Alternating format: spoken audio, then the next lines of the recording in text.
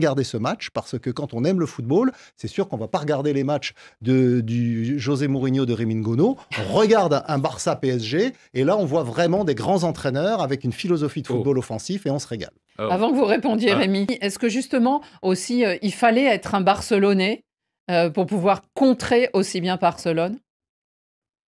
Je ne pense pas qu'il faille être un Barcelonais parce que dans son système, il y a aussi du Jürgen Klopp.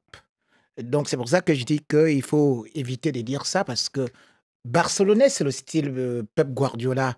Et c'est pour ça que je dis que l'une des premières choses qu'il peut actuellement avoir aujourd'hui, c'est au niveau de la récupération. C'est-à-dire que dans les 5-10 secondes, il récupère et il a étouffé le Barça avec ça. Ah oui, ce n'est pas le physique. Ce n'était pas pratiquement le physique, mais c'était beaucoup plus il faut la condition physique. Le jeu dans des espaces. Il faut la condition physique. Mais ce que je veux dire, c'est que pourquoi est-ce que j'ai pris les deux cas tout de suite là? Parce que parfois on m'a dit que je critique Pep Guardiola parce qu'effectivement on a vu qu'il ne pouvait pas réussir ailleurs, mais on voit ce que Luis Enrique est en train de faire. Pourquoi? Parce que justement quand il prend aussi le Barça, il n'était pas très fort. Le Barça venait d'avoir 4-3-0 face au Bayern. Mais qu'est-ce qu'il a fait?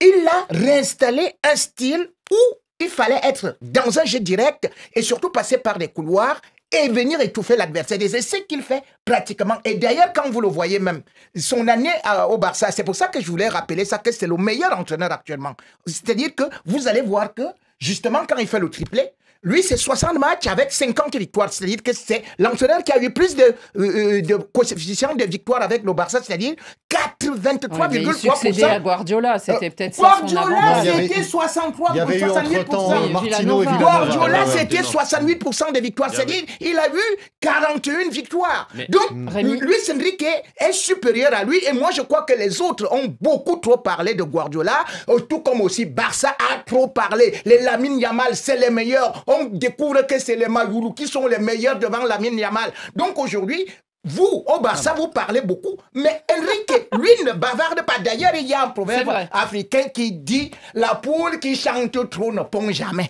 Mais d'ailleurs... Luis Enrique, il est arrivé au Paris Saint-Germain. Qu'est-ce qu'il a fait? Il a commencé par écarter les joueurs qui savaient ne rentreraient pas ou ne rentreraient plus dans sa philosophie de jeu. Neymar, parti. Messi, on renouvelle pas le contrat. Mbappé. Mbappé, il est resté la première année. Parce que c'est pas lui qui le voulait spécialement. Mais donc, et il a monté son équipe, comme Guardiola a fait à Manchester City, ou comme dans un autre registre, notamment à Leeds, El Loco Bielsa l'avait fait. Donc, ce sont des entraîneurs qui arrivent avec une philosophie de jeu. Et il faut que les joueurs restent dans ce cadre. Eux, ce qui est important, c'est le jeu, c'est le collectif, plus que les stars qu'on fait venir.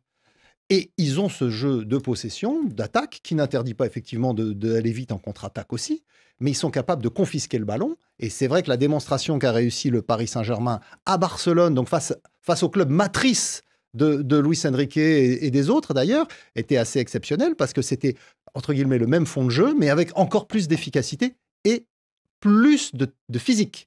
Parce que moi, c'est ce qui m'a impressionné, parce qu'ils ont quand même eu du mal au début, le PSG. Sur les 20 premières minutes, ils peuvent prendre 3 buts quand même. Hein. Il y a des sauvetages d'Hakimi et de Zabarni. Ça a été un peu compliqué. Mais après, sur la deuxième période, ils avaient cette supériorité athlétique qui fait que le Barça était complètement dépassé. Donc là, effectivement, il y a quelque part, l'élève a dépassé le maître sur cette démonstration de football. En tout cas, moi, j'ai pris beaucoup de plaisir à regarder. Aujourd'hui, avec le temps, il avait raison sur tout le monde, y compris sur moi, en faisant confiance à des jeunes, en ayant un jeu flamboyant, en alliant les deux, possession, position, mais également transition. C'est-à-dire c'est une équipe aujourd'hui qui sait jouer dans tous les registres. Ils peuvent conserver le ballon, ils peuvent jouer en transition face au Barça. Les deux buts, c'est des buts de transition. Ça part de loin. Un, Nuno Mendes, l'autre, Hakimi. Il traverse le terrain et ça fait but.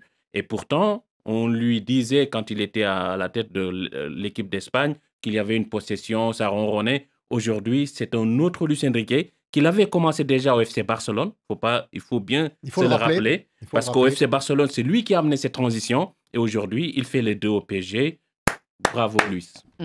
Ouais. On disait ça aussi hier dans l'émission, bravo. Et derrière, il a cette philosophie il est exigeant avec lui-même, mais il l'est avec ses joueurs. Il le dit d'ailleurs dans le documentaire auquel vous faites allusion, Annie. Il le dit, le joueur qui veut pas suivre ça, eh ben, j'en prends un autre. Est-ce que Kylian Mbappé avait fait finalement les frais de ça? Non, parce que Kylian Mbappé a choisi de partir. Oui, mais on se souvient de cette leçon qu'il lui donne devant la caméra, justement, et c'est pas innocent, et où il essaye de le faire rentrer dans son schéma. N'hésitez pas à le faire sortir avant la fin du match. Exactement. Et on voit d'ailleurs qu'aujourd'hui, Kylian Mbappé, à Madrid, il s'est métamorphosé. Il défend. Oui, il défend. Est-ce que c'est grâce à Luis Enrique? Je pense que c'est ce qu'il avait fait au PSG, c'est-à-dire une sorte d'indépendance. C'est quelqu'un de très intelligent, Kylian Mbappé, donc il a compris. Et il a d'autant plus compris qu'il part du Paris Saint-Germain, et le Paris Saint-Germain est champion d'Europe sans lui. Vous imaginez? Il va au Real Madrid et Dembélé, Ballon d'Or. Et Dembélé, Ballon d'Or. Voilà. Donc je pense qu'il a bien compris